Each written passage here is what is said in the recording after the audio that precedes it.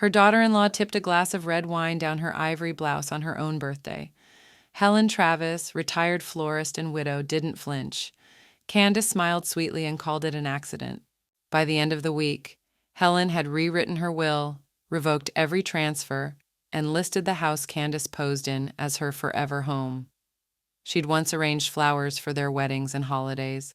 Now she was pruning them from her life.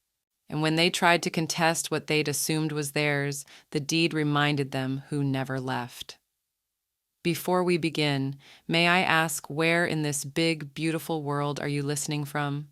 It's always a quiet honor to know who's sharing this space. Drop it in the comments and don't forget to subscribe. Candace's lips curled just a moment too long, her eyes holding mine with a glint that wasn't festive. I caught it in the half second before the glass tilted and a sheet of Cabernet cascaded down the front of my ivory silk. I didn't flinch. The fabric darkened in a jagged bloom, blooming outward like a wound, soaking into decades of restraint and civility. Someone gasped behind me. Another muttered, "Oh no!" Candace's voice sliced through the hush, all honeyed faux regret. "Oh my God, Helen, I'm so sorry. Total accident." She reached for a napkin she never intended to use. My hands stayed at my sides. I looked down at the red ruin on my chest, then back up at her face. That smile hadn't faded. She leaned in, breath warm against my ear, and whispered what she'd clearly been rehearsing. "You don't belong in these anyway." A flashbulb went off behind us. My son, Nathan, standing a few feet away, gave an awkward chuckle, his hand resting weakly on Candace's back. He didn't meet my eyes. "I'll go clean up," I said, calm and clear. My voice carried, though no one responded. Inside, I walked the length of my own hallway like a stranger, the faint scent of roast chicken and eucalyptus candles trailing behind me. In the guest bathroom, they'd remodeled it without asking. I stood under two bright vanity lights and looked at myself. The wine had found the curve of my collarbone, bleeding into the bodice like war paint. I dabbed at it with a wet towel. Useless, it had already set into the silk. My face held steady, but my hands trembled slightly, not from shame. I recognized it now, from something sharper. I thought of the dinner table outside, the laughter floating in through the open patio doors, the way Candace had taken over hosting duties 3 years ago and never given them back. How she'd gradually decided what traditions stayed and which were outdated. I looked at my reflection longer. The woman staring back at me wasn't embarrassed. She was calculating. The dress was ruined. The evening was not. I changed into a gray cardigan and slacks I'd kept folded in the linen closet. No one commented when I returned. Someone handed me a glass of seltzer as if nothing had happened. I took it, sat down at the far end of the table, and listened while Candace recounted the story of how she'd saved Thanksgiving last year. Nathan didn't look at me, not once. After dessert, some sort of flourless chocolate torte Candace had likely outsourced, I kissed the top of my grandson's head, complimented the centerpiece, and thanked them all for a lovely evening. It wasn't rage that carried me home. It was clarity. Later that night, when the neighborhood had gone to sleep and the wine had dried into a ghost stain on the laundry room sink, I opened the safe in my study. The air inside was dry and faintly metallic. Birth certificates, stock documents, my wedding ring from Richard still in its velvet box, and beneath them, folded neatly in a blue folder, was the will I'd last updated 6 years ago. I pulled it out, set it on the mahogany desk, and ran my finger down the list of names. Candace Travis listed under survivorship benefits, property rights, discretionary items. A mistake, one I was about to correct. The album link came in a group text the morning after my birthday. "Photos are up," Candace had typed, followed by 3 emojis, a camera, a champagne bottle, and a heart. I clicked it while my tea steeped, still wearing the cardigan I'd changed into after the spill. The screen lit up with high-resolution joy. Smiling faces bathed in golden backyard light, laughter mid-freeze, the cake aglow with 75 candles. There was my grandson Tommy holding up a sparkler. Nathan had his arm around Candace, and I was nowhere. Every group shot, the ones I distinctly remembered posing for, had been trimmed like hedges around a garden she didn't want me in. Shoulders cropped, angles shifted, my figure ghosted at the edge of one frame like an accidental blur. One photo showed the toast, glasses raised midair. I remembered standing beside them. In the image, the framing was tighter. No space for me. Then I stopped on a photo of the house glowing under a strand of Edison bulbs. It was captioned, "Our forever home, so lucky to build a life here." A low heat rose in my chest. Not rage, not quite. Something older and colder. The house wasn't hers to claim, not fully. I had written the check for the down payment 7 years ago when Nathan and Candace couldn't qualify for a decent mortgage. They had big dreams and empty accounts. I'd stepped in, and I had never stepped out. They had offered to put me on the paperwork out of respect. I'd insisted on it, legally, not sentimentally. It wasn't a favor. I rose from my chair, ignoring the tea going cold beside me, and walked down the hall to the study. The scent of aged paper and old magnolia perfume. Faint traces of my husband Richard's cologne still clinging to the curtains met me as I unlocked the file cabinet. Second drawer, legal folder, a worn manila envelope with my maiden initials still penciled in the corner. I pulled out the property documents and laid them flat on the desk. Joint ownership, Helen A. Travis and Nathan R. Travis. Status, tenants in common. Division, 50/50ths undivided interest. My name wasn't a footnote. It was engraved in the foundation of their forever. I sat in silence for a full minute, listening to the hum of the air vent, the distant whine of a lawnmower 2 houses over. Then I uncapped a pen. The smell of ink and paper rose, sharp and clean. I circled my name once, then again, not sloppily, not angrily, deliberately. In the margin, just above the signature line, I wrote 2 words in steady blue strokes. Still mine. The house creaked softly. A timber groaned beneath the weight of early sun. I didn't look up. Let the house remember. Let them remember. Candace's smile in the family photos reminded me of mannequins in storefront windows, curated, glossy, and entirely hollow behind the eyes. I'd studied it the night before on my laptop, zooming in frame by frame, noticing how she always tilted her chin upward like she was daring the camera to blink first. She hadn't just posed. She had positioned herself in front of me beside Nathan, centered in everything.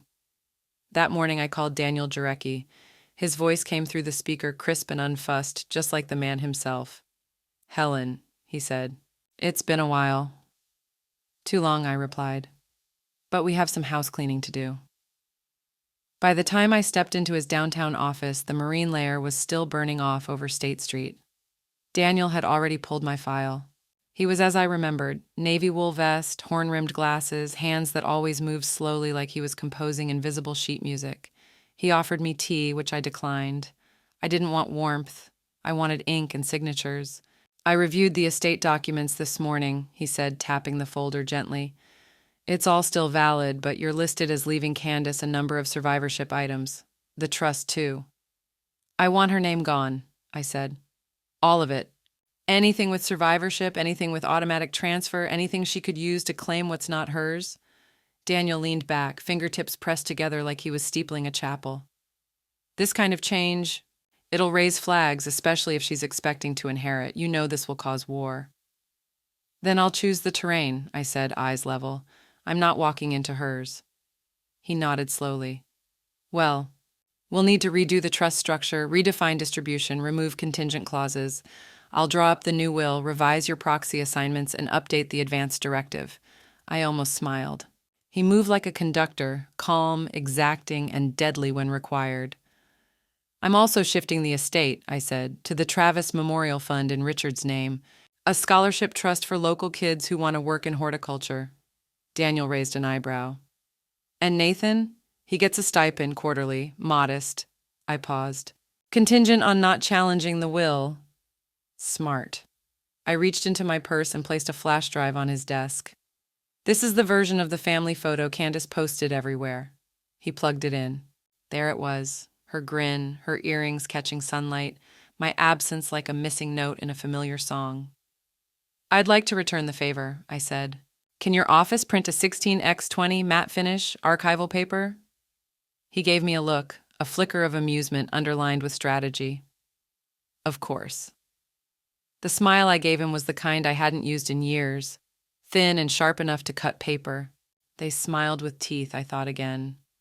But I always had the bite.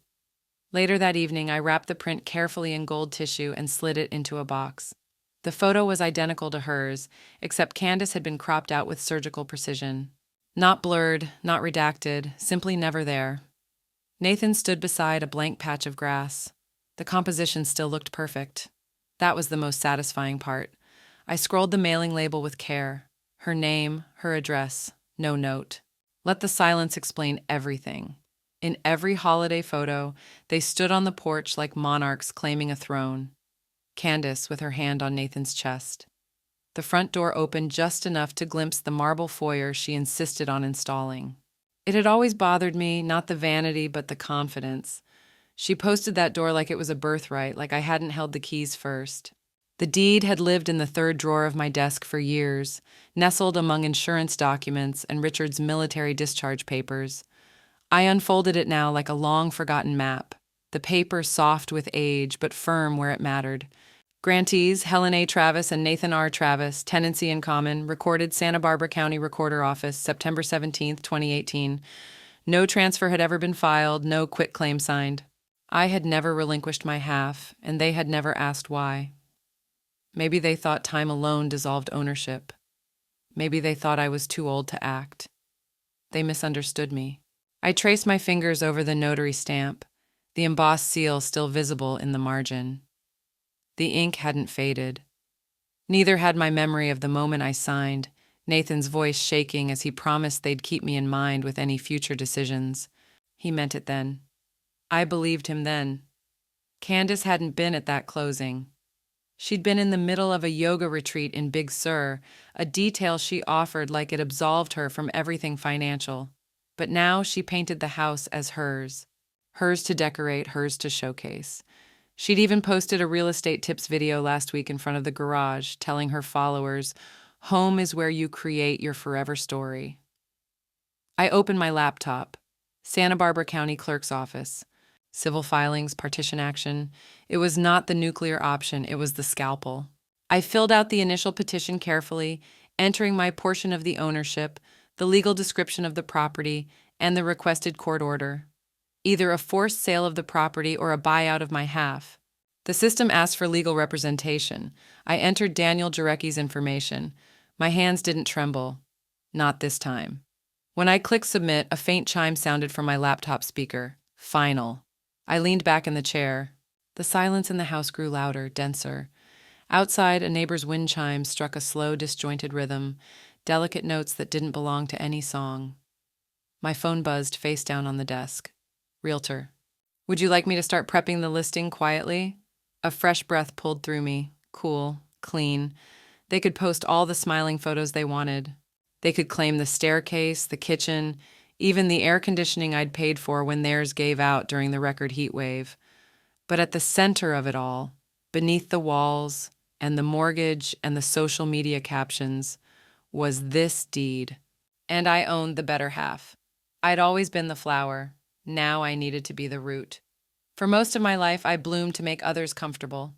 I softened rooms with my presence, dressed dinners in eucalyptus and lavender, made every hard moment a little gentler. Even grief after Richard died was something I tried to arrange quietly, privately, like a bouquet no one had ordered. But flowers wilt. Roots hold on. I stared at my phone for nearly a full hour before dialing. Her name was still saved in my contacts, Valerie Monterey, as if I needed the city to remember which one. I didn't. I had only one sister. The line rang 3 times, then, Helen. Her voice was lower than I remembered, but unmistakable. All the warmth of childhood layered under the gravel of time and distance. Hi, I said. I wasn't sure you'd pick up. Well, she exhaled. I wasn't sure I'd want to. Silence stretched like thread between us, thin, but not yet broken.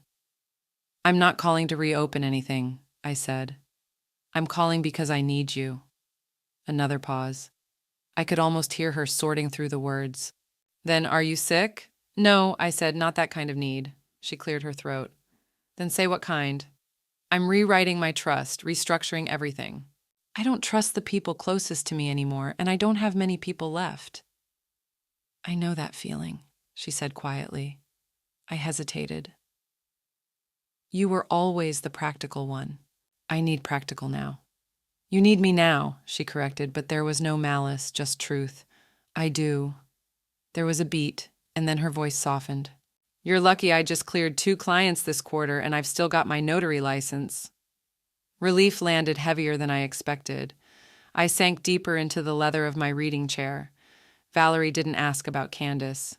She didn't need to. The unspoken bond of sisters made explanation unnecessary. We'd spent half our childhood decoding each other's silences. Some things hadn't changed. By Friday, she was in Santa Barbara. Navy slacks, tortoiseshell glasses, and a shoulder bag that could have survived a hurricane. We sat at my kitchen table while the house groaned around us, and she flipped through account statements, pension papers, and the trust binder with the care of someone handling a crime scene. You've got more locked away than I expected, she said, tapping her pen on a certificate of deposit.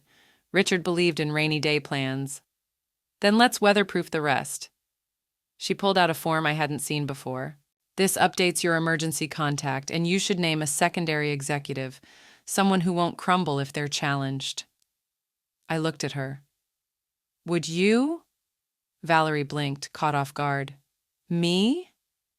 You're already cleaning up the mess. Might as well make it official. For a moment, she said nothing. Then she signed.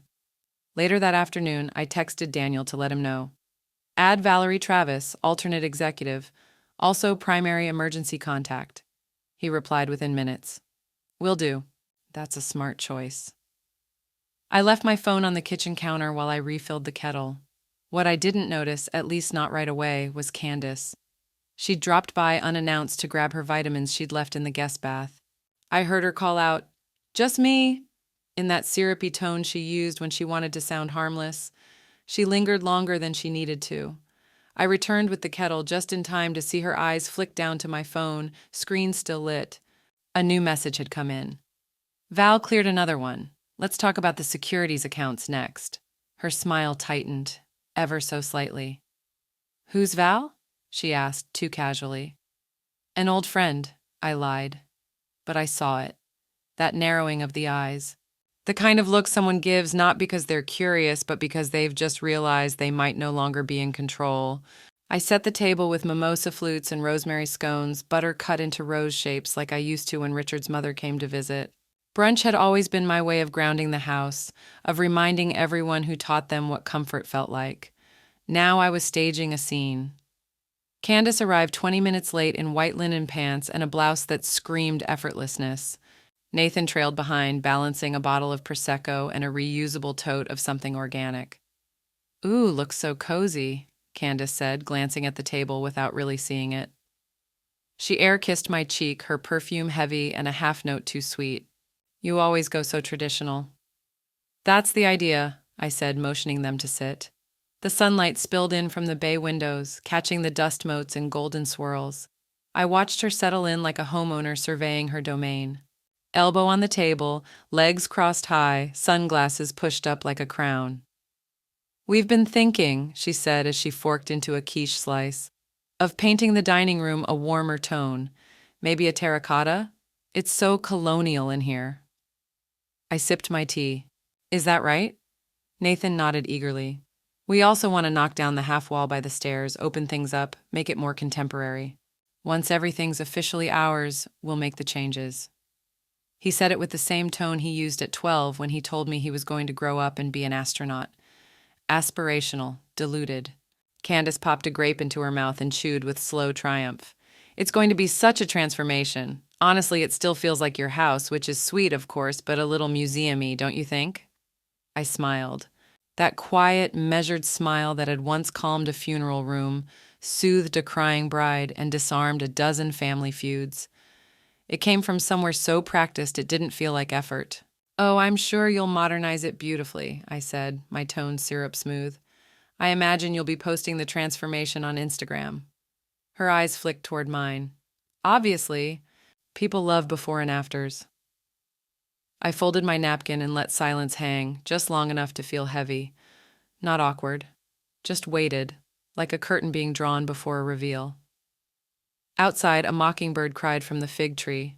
I stood to refill the water pitcher and caught my own reflection in the microwave's brushed steel, head tilted, gaze calm, like someone waiting for a storm she had already boarded up for. Candace kept talking. Fabric swatches, contractor quotes. Oh, and I found this Italian tile that looks just like stone but is actually ceramic. Total game changer. I set the pitcher down gently, letting the cool splash fill the silence. Nathan was scrolling on his phone now, distracted and half present the way he'd been in every conversation that required a spine. Then my phone rang. I didn't recognize the number at first, but I knew who it would be. I wiped my hands on the dish towel before picking up. Mrs. Travis, it's Dana from Jarecki and Associates.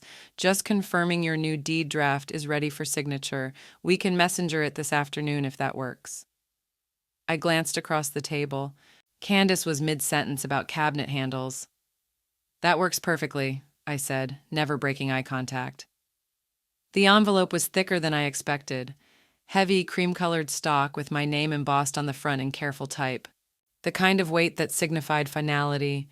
Dana had messengered it over just after brunch, and it had sat on my kitchen counter for hours, unopened. Now, with the evening creeping in and the last of the light slipping across the hardwood floor, I poured a half glass of Merlot, the same color almost as the stain that had marked the beginning of this quiet war, and opened the packet. The documents inside felt cold to the touch. Paper shouldn't feel cold, but these did.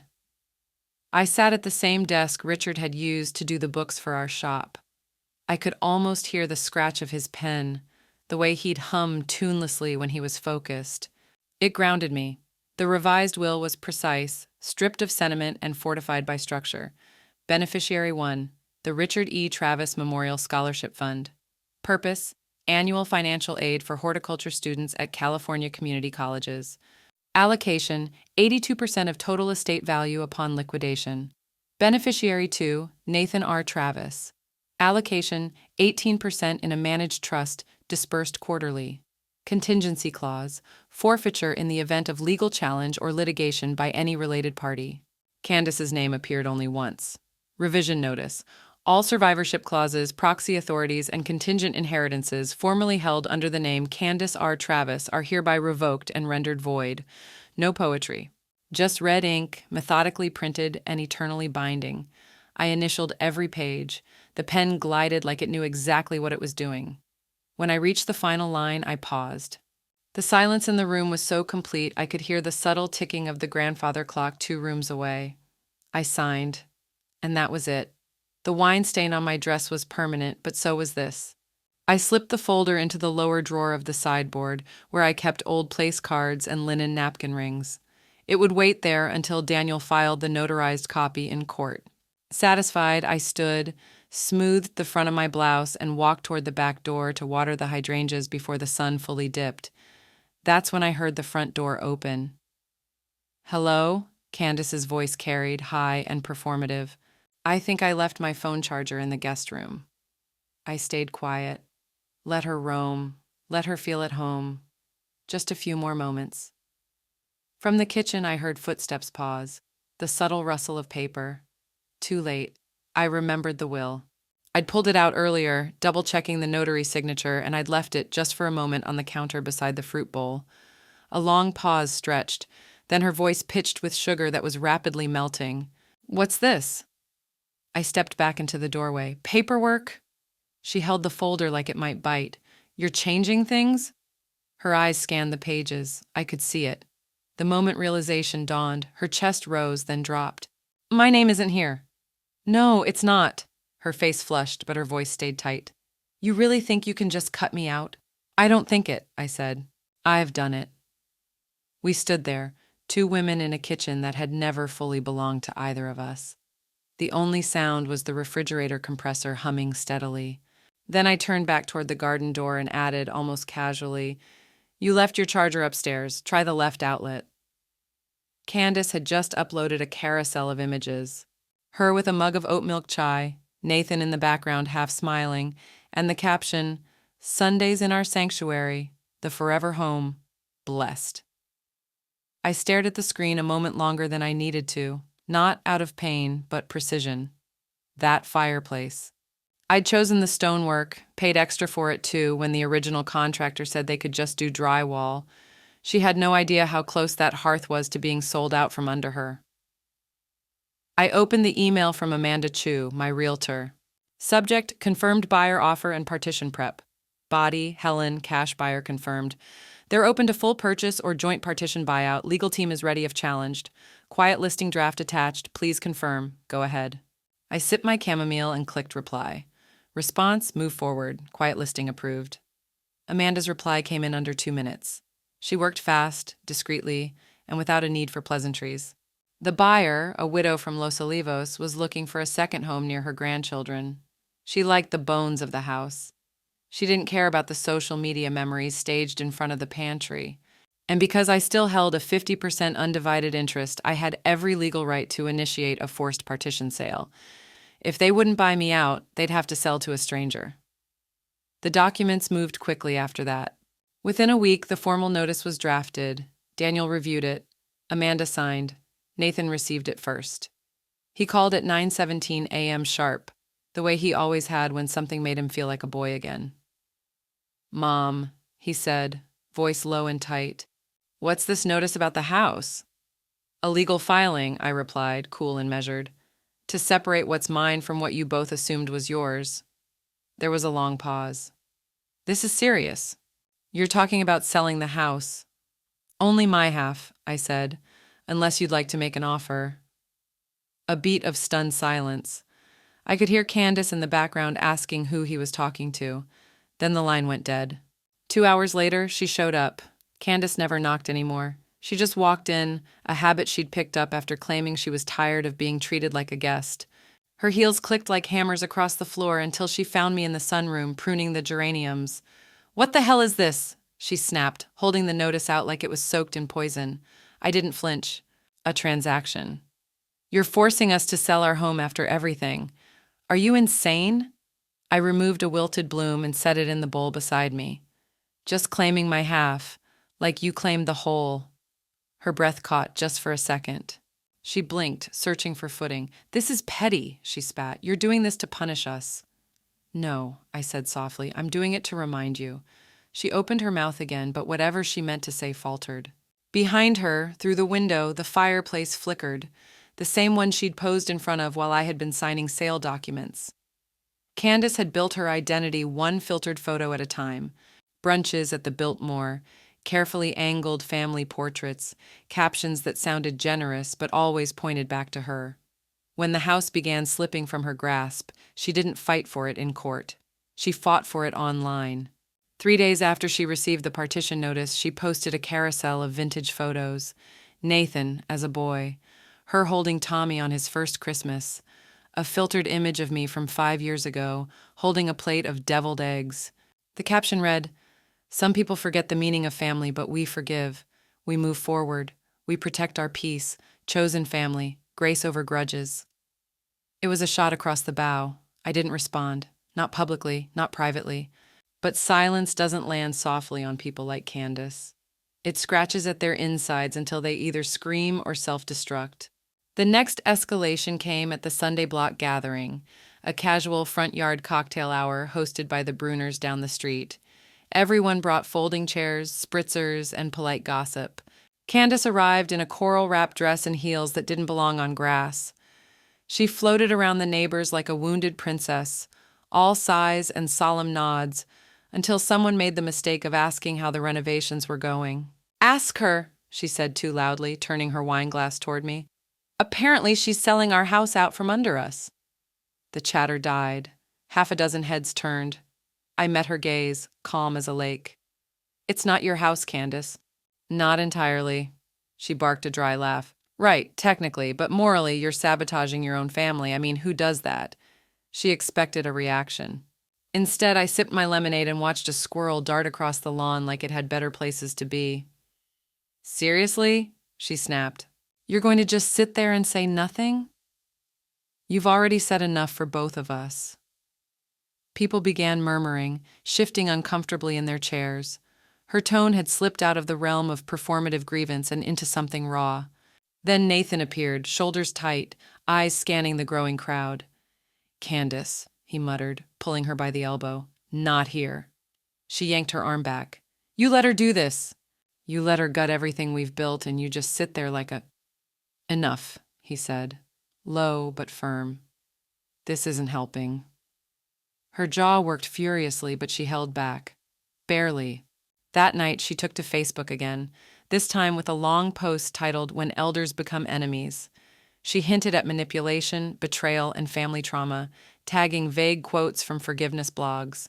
She deleted comments that didn't align with the victim narrative. She sent me 3 separate texts, one angry, one pleading, and one accusing me of emotional abuse. I responded to none. Instead, I watered the ferns, scheduled a showing for the buyer, and updated my medical directive to Valerie. The silence drove her mad. On the 5th day, Nathan came to see me. He didn't text first. He knocked softly, the way he used to when he was 16 and had crashed the car. I opened the door but didn't step aside to invite him in. "Mom," he said, voice frayed at the edges, "please don't ruin us." I studied him. Not the boy I raised. Not the man Candace shaped. Just a tired in-between who didn't know whose side he was standing on anymore. "I didn't ruin anything," I said, my voice quiet but unshakable. "She did." The house was quiet in that eerie way it gets when it knows it's being emptied. The light filtered through the sheer curtains, dusty and golden, like an old photograph slowly developing. I moved from room to room with a soft cotton cloth in one hand, a cardboard box in the other. No rush, no sadness, just intention. I began in the hallway, the one Candace had once declared so outdated. I pulled down the frame of Richard and me on our anniversary trip to Carmel, his hand around my shoulders, my cheeks windblown and full of laughter. The guest room was next, a photo of Tommy as a toddler asleep on my chest. That one went gently into the box, then the upstairs landing. One of Nathan in high school, braces, shaggy hair, holding up a track ribbon. I still remembered him winning. I hesitated, but took it too.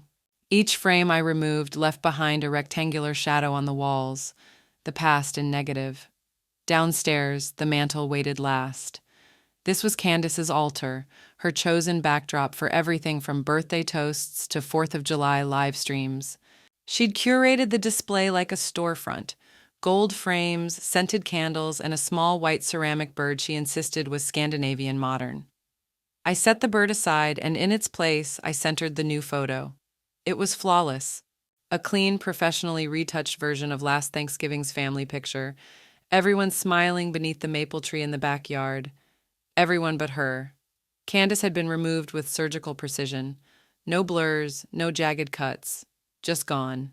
The composition remained balanced, perhaps even more so. I placed it carefully on the mantel, adjusted the angle, then stepped back. It looked right.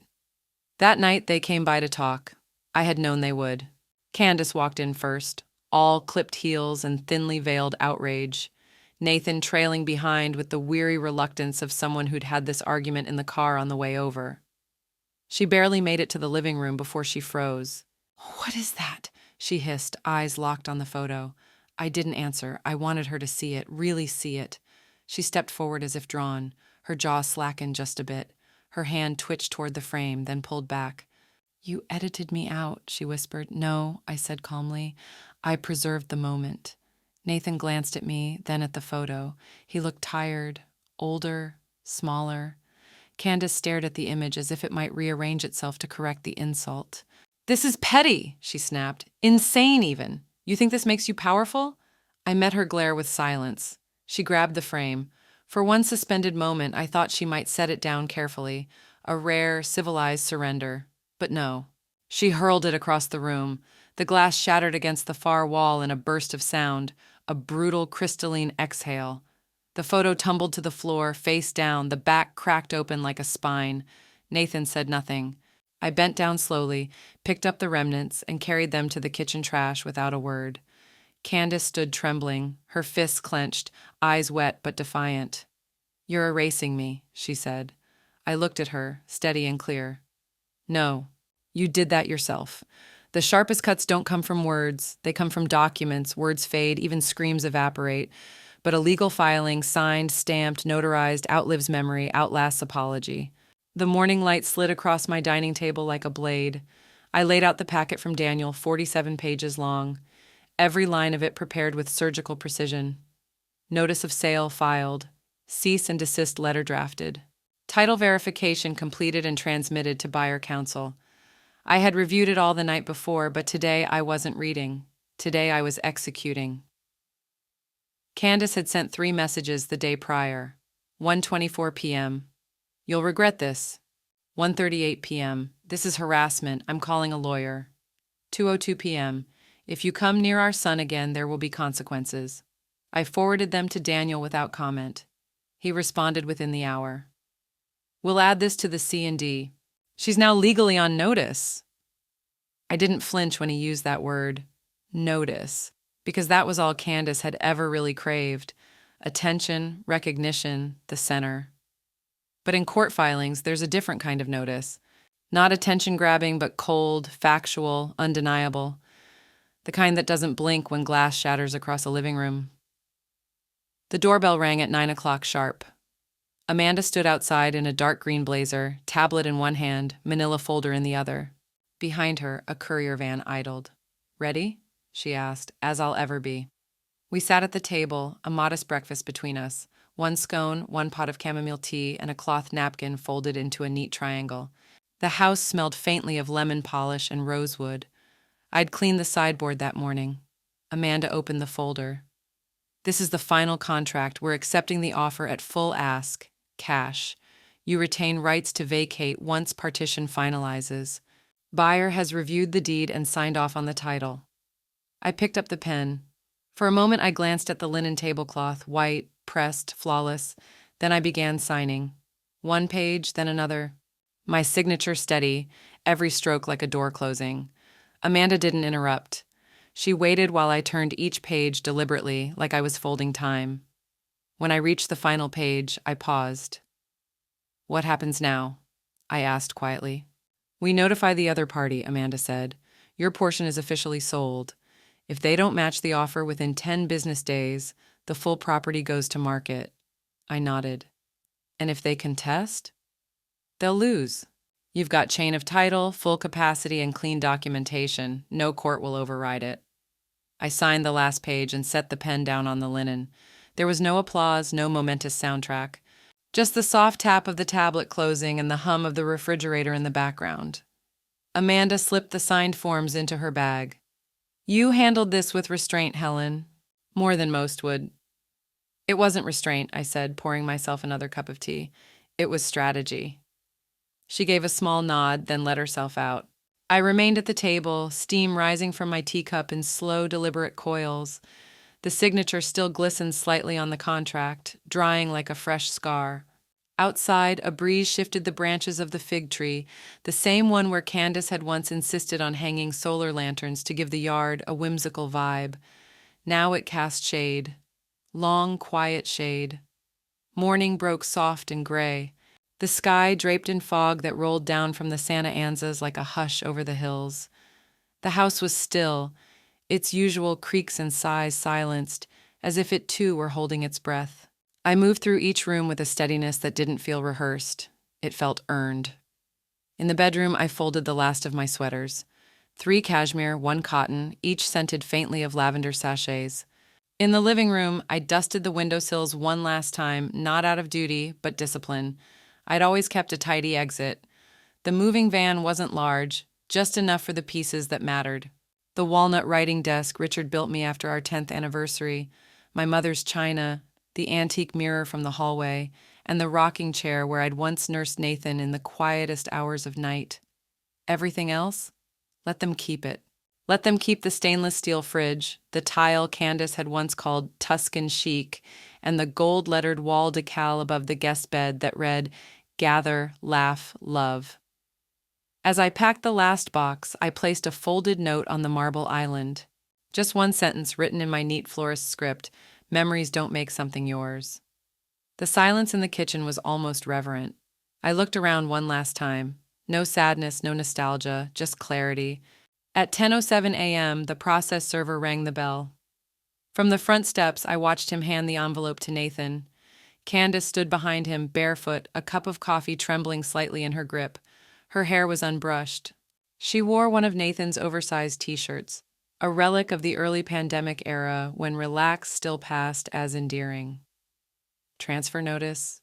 Nathan muttered, reading the top of the letter. This is the closing confirmation. The server nodded. Full transfer executed as of 9 a.m. today. Title has changed hands. Buyer has right of entry by end of day. Candace's mouth opened, but nothing came out. I stood behind the moving van, watching it all, like the final act of a play I'd outgrown. Then Candace stepped forward, saw me, and something inside her cracked. "You did this!" she hissed. "You really did it!" I didn't answer.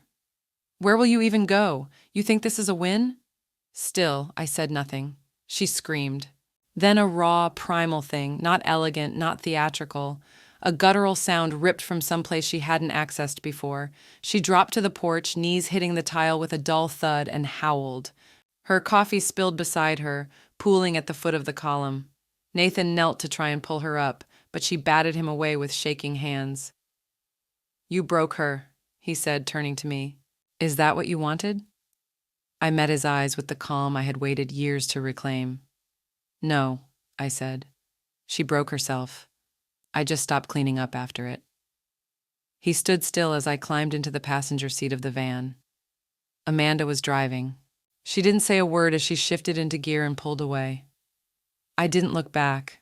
Not at the house, not at the porch, not at the mess I'd finally left where it belonged. The gravel crunched beneath the van tires as we pulled into the narrow driveway. At the top of the slope sat a weathered white cottage with green shutters and a wraparound porch just wide enough for 2 rocking chairs. The hills around Monterey rose behind it like a protective wall. The front garden bloomed in soft defiance of the season. Wild lavender, creeping rosemary, and a cluster of hydrangeas so blue they looked painted. Valerie stood on the porch, arms crossed, expression somewhere between triumph and relief. "Welcome home," she said simply. It wasn't large, it wasn't grand, it was enough. I stepped inside to the scent of cedar and lemon oil. Valerie had been busy.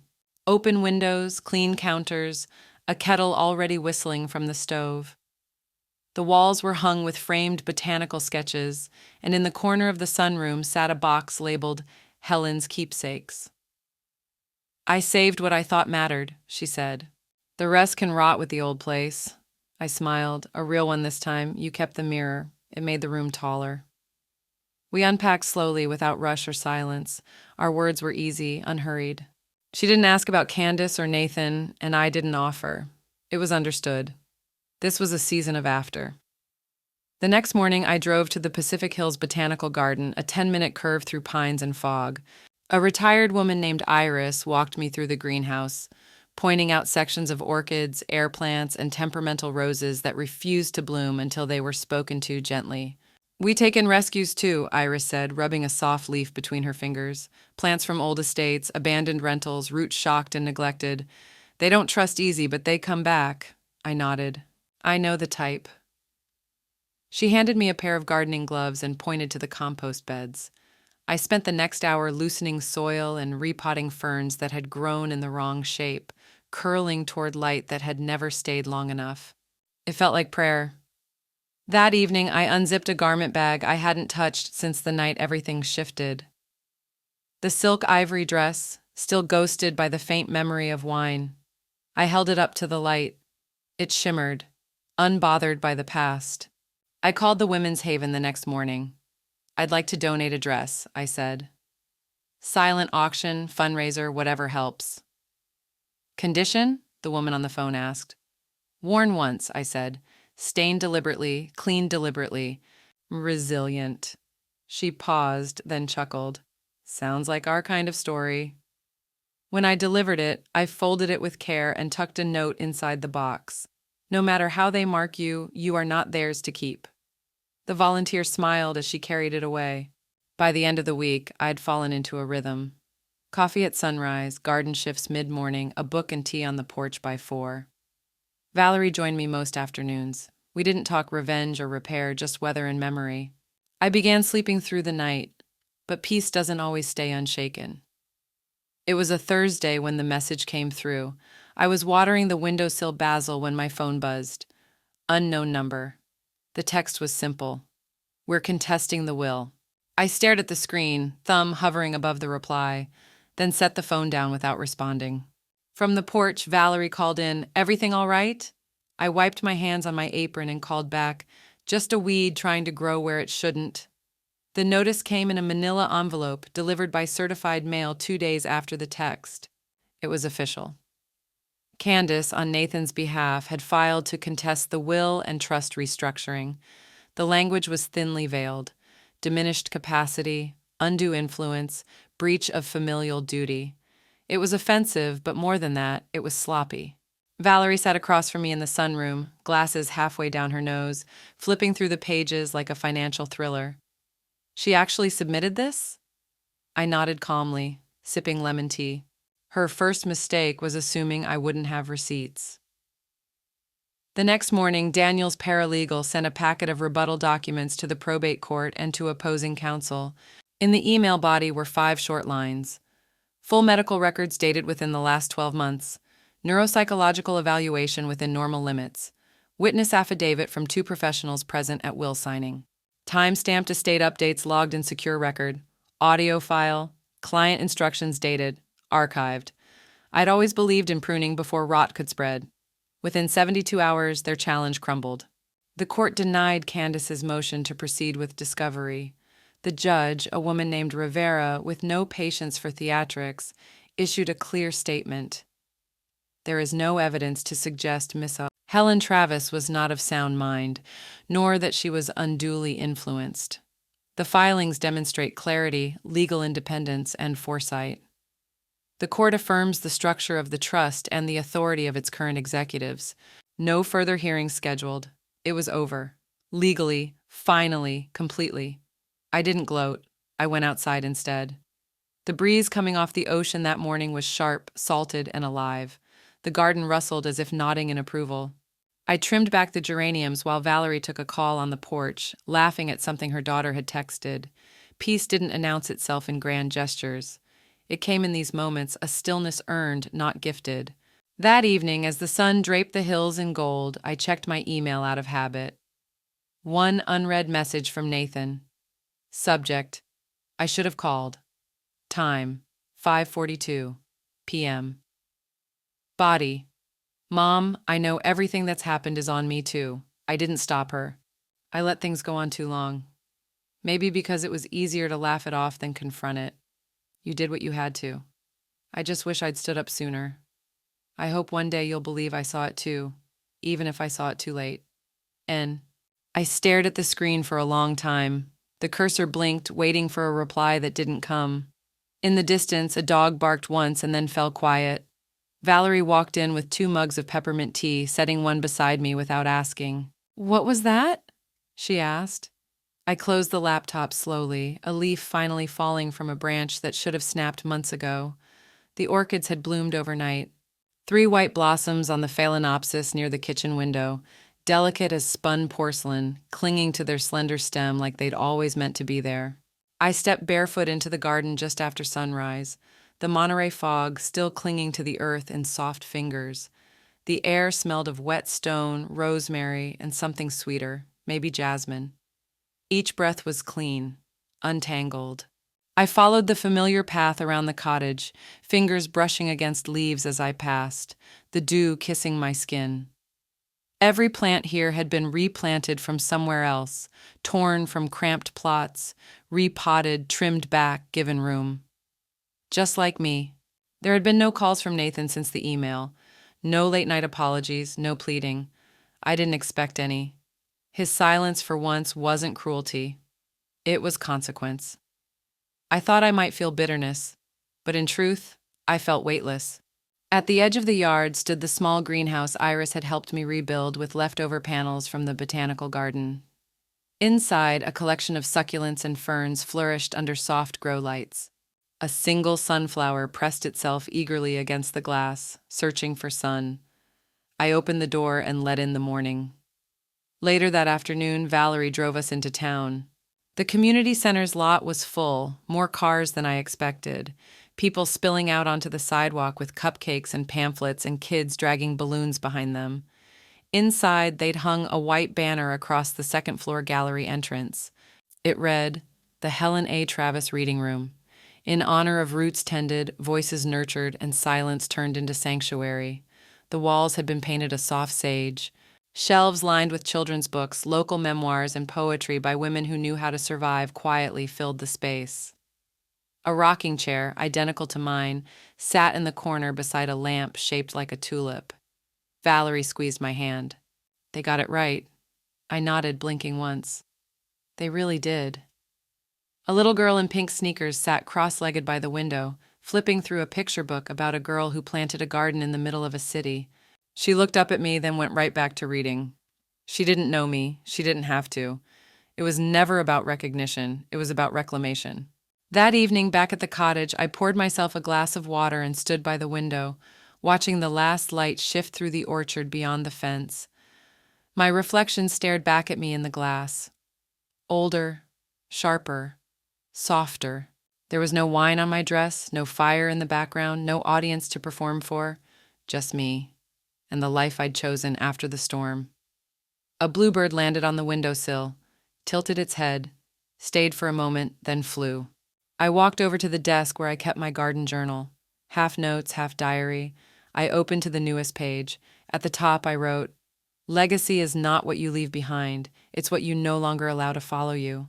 A knock came at the door just before dusk. I opened it to find a young woman, barely 20, with a clipboard and flushed cheeks. "Sorry to bother you," she said. "We're organizing a fundraiser for the women's shelter downtown, and Iris mentioned you might be interested in sponsoring a—" I didn't let her finish. "Come in," I said gently. "Let's talk." She stepped inside, breath catching as she saw the shelves of plants and windows glowing in warm light. She turned and said, "This place feels peaceful."